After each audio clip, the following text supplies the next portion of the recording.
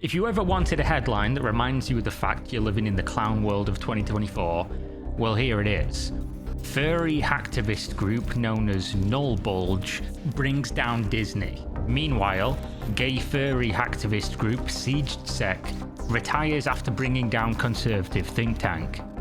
July 2024 is the month of furry hackers versus the world's largest corporations and political institutions. And the scariest part, the furries are winning.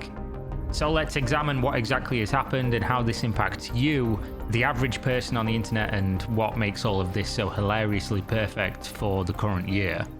Beginning with this headline, July 10th, you might have seen it and been incredibly confused. Heritage Foundation exec threatens gay furry hackers in unhinged texts. Don't worry, confusion is the normal reaction to that sentence, and the first instance of what will go down in history books as the month of the furry rebellion. So let's introduce the players for this first match. Player 1 is the Heritage Foundation, who apparently suffered a data breach on July 2nd, 2024. The Heritage Foundation is, according to their own website, a research and education institution whose mission is to build and promote conservative public policies. Essentially, they're an organization that pushes for influence over US policy, apparently ranked as one of the most influential in the United States. Player 2, the ones who caused said data breach, are none other than our gay furry friends known as SiegeSec.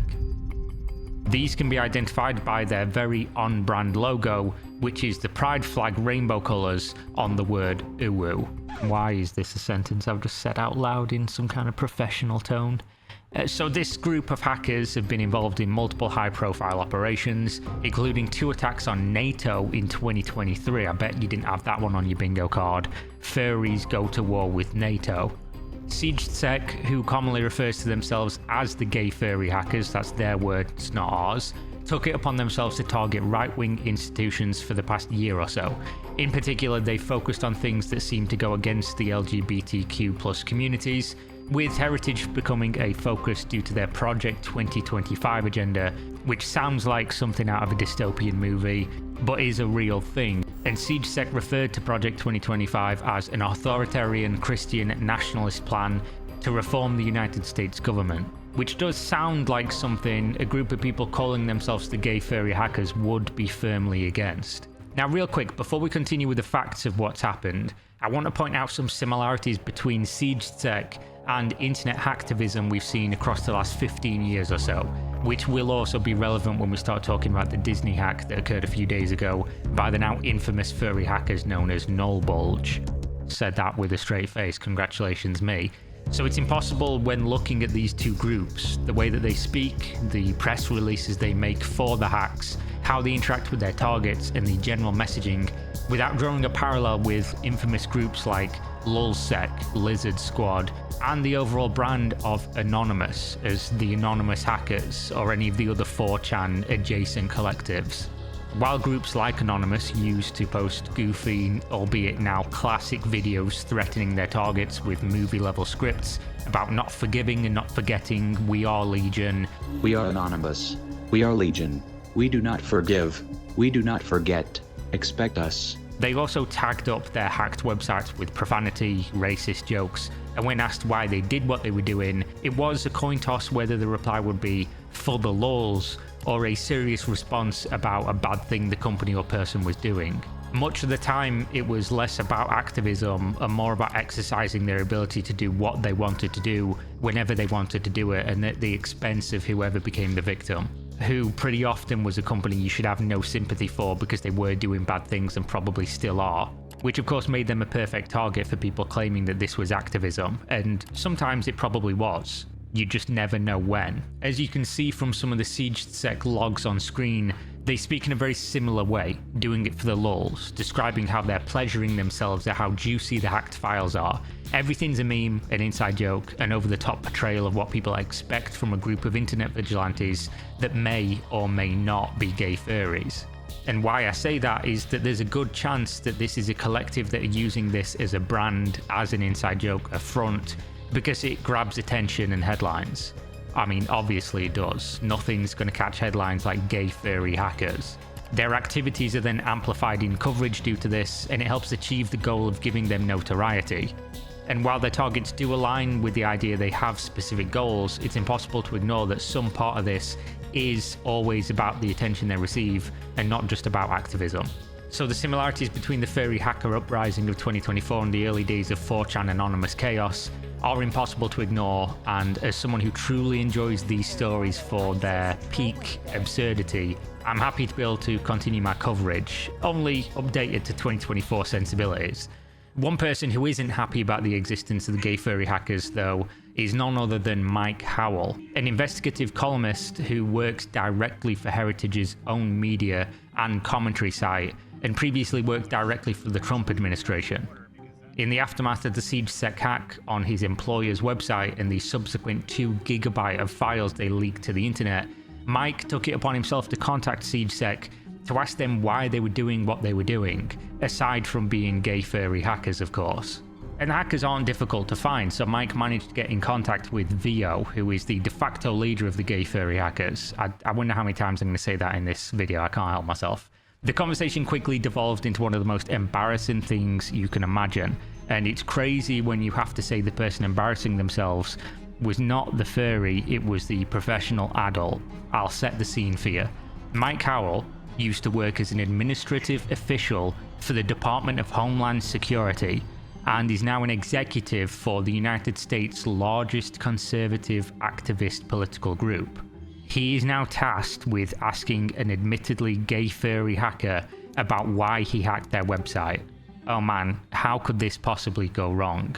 The conversation starts out how you would expect. Hi, I'm Mike Howell from the Heritage Foundation. Can we chat? Why are you doing this? Vio responds by stating they oppose Project 2025 and everything the Heritage Foundation stands for.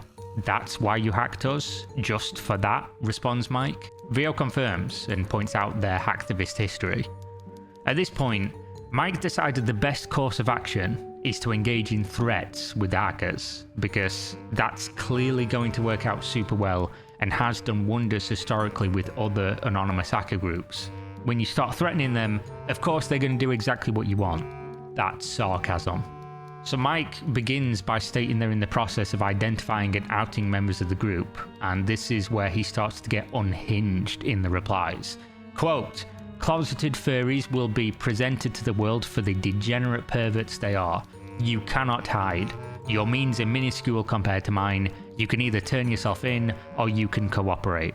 Vio responds with an Uno reverse card, clarifies that the furries won't turn on each other, and that the only ones deserving of a destroyed life are those in the Heritage Foundation.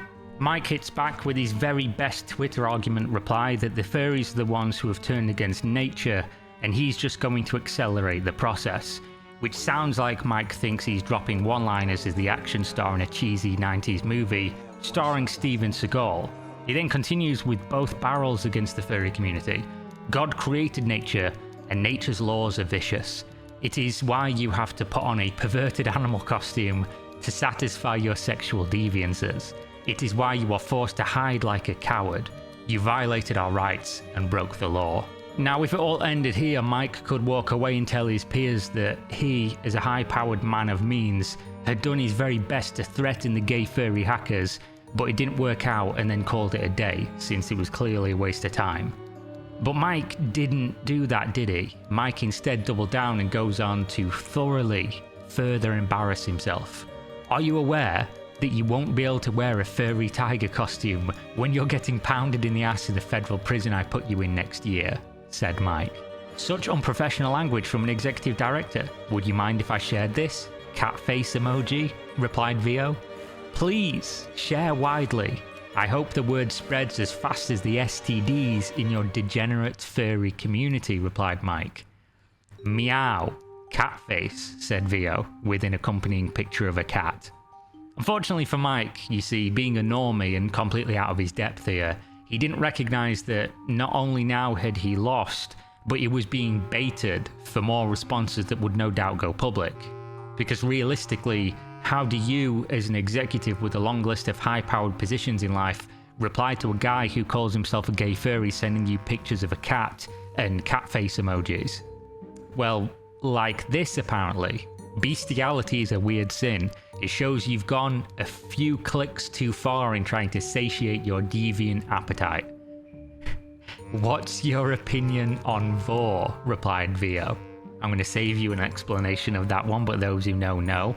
My advice is that you get out of mommy's basement, iron your shirt, buy a girl a drink, and ask her out instead of Googling new deviances for you to fixate on, said Mike, the adult who has weirdly fixated on the sexual appetites and preferences of this stranger for over half the conversation with graphic language about being pounded in the ass. This brings the end of the interaction, or at least the end that we have the chat logs for, because Vio was trying very obviously to bait and Mike continued to threaten him talking about the FBI, showing him a public Bitcoin wallet address, and then it ends. Unfortunately for Mike, the embarrassment doesn't. He goes on Twitter to quote post the chat logs with "whatever you say I am" Eminem lyrics.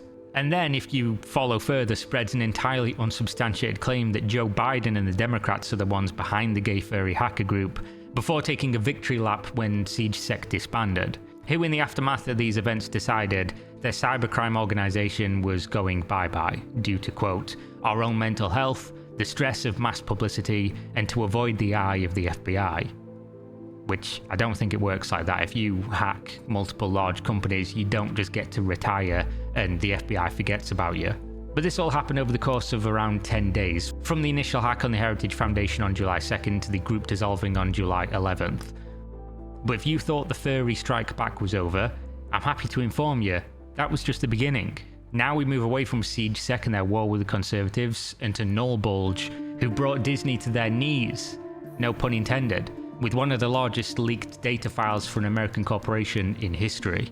So here we are again, the game. Player 1, Disney, one of the largest corporations on the planet, worth hundreds of billions of dollars, a media giant. Player 2, Null Bulge, a group of furries that have pictures of animated dog cocks on the main page of their website and 600 followers on Twitter. From that description, while it is comedy, completely factually true, and you would think that one of these would have the advantage over the other, but as the saying goes, you're only as strong as your weakest link. Null Bulge, much like SiegeSec and other anonymous activist groups, clearly outline their agenda on their releases and social media.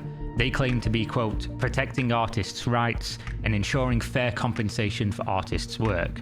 They outline exactly what it is that might result in a visit from the not-so-friendly furries, which is crypto promotion, using AI artwork, and any form of theft from creatives and artists. So why Disney? On the surface level, it's because Disney are at the forefront of a heated debate about AI and the application of the technology in creative works. But according to Null Bulge, it's because they shut down Club Penguin, which sounds like something straight out of a 4chan thread from the 2010s, and a reason a meme hacker group from that period would give. Whether you want to take them at their word is up to you. Personally, I think with a group like this, who have only a small amount of history, it's likely a matter of opportunity more than anything else. They threw out some bait, they caught Disney, and that's why Disney was hacked. But how? How did this happen? On June 24th, 2024, a tweet from Null Bulge said, got a big dump coming soon, but without any information on where this leak was from. The tweet has 13 likes. This was the hint that no one was really paying attention to, until July 12th when Null Bulge posted the full 1.1 terabyte of hacked Disney data, which allegedly includes images, code, logins, links to internal web pages, internal Slack messages, financial records, documents about unreleased products, and personal information of employees. Disney did confirm a breach had occurred, although at this time they've been mostly quiet about exactly what happened or how severe things have been. Cybersecurity firms have already been involved in laying out the vector for the attack, as well as potential motives. The consensus seems to be that so far, Null Bulge have been consistent in their stated agenda. But some experts claim that you don't just hack Disney for some random AI complaints, considering they're one of the largest but also most historically litigious companies on the planet. The implication being this is some sort of smokescreen for a more sinister motive by a more experienced group, especially when the Null Bulge members told some publications that they're based in Russia, but that could also be yet another smokescreen. If they're not, then it's either incredibly ballsy or equally stupid to get on the mouse's bad side due to the potential for criminal and civil legal consequences. Either way, Null Bulge have been on the press tour off the back of these headlines, replying to requests for comment from publications like the Wall Street Journal, where they stated that making demands of Disney would be worthless and that in a duel, you'd better fire first, which is what they did. The group are also linked by some researchers to 4chan, stating the obvious, I guess, because there's no surprise when you compare the messaging, imagery and themes of the group, as I talked about earlier. As for how exactly Disney got, well, in a company of that size, your cybersecurity is hardly a relevant topic of discussion. Just like many other multinational corporations with more money than God, they are still reliant on individual people to keep their systems secure. What's currently known about Null Bulge and how they approach finding their targets, they've been using a relatively creative vector of attack, video game mods and supply chains of AI tools or platforms. Specifically, one link found is mod communities for Beam MG, a vehicle simulation game. Null Bulge have been found to embed malicious Lua code in mod files, which then download further files that compromise the user's computer and upload data via Discord webhooks. Interestingly, the code also allegedly sometimes sends ransom notes to network-connected printers, according to SentinelOne's analysis of the code. As this relates to Disney and that monumental hack, well, according to the group, a user who had high-level access was compromised, and we can assume that means it was through one of these pipelines that have already been discovered. In other words, one of the largest companies on the planet was bested by a bunch of furries because someone in a position of some technical power, meaning likely a technical savvy employee higher up the management food chain, downloaded a video games mod for free, and that gave them access to company data that could cost them tens, perhaps even hundreds of millions of dollars, as well as the often ignored but very concerning potential safety of Disney employees, who we have to remember are caught in the crossfire and likely have nothing to do with any of the grievances people have with Disney as the business entity. Their details get leaked, and we all know there's unhinged people on the internet. But with that being said, two massive hacks by two seemingly unrelated hacker organizations that both coincidentally represent furries comes to a temporary close. It's very strange that you can go years of your life without hearing about the super hacker furry groups, and then suddenly July 2024 rolls up, and suddenly it's Furry Hacker Month like it was scheduled on the Discovery Channel. But I guess that's just how life works sometimes. I'll be keeping my eyes open for more developments in the underbelly, the furry criminal underbelly. But what about you? Let me know in the comments. Thanks for watching. See you next time. Peace.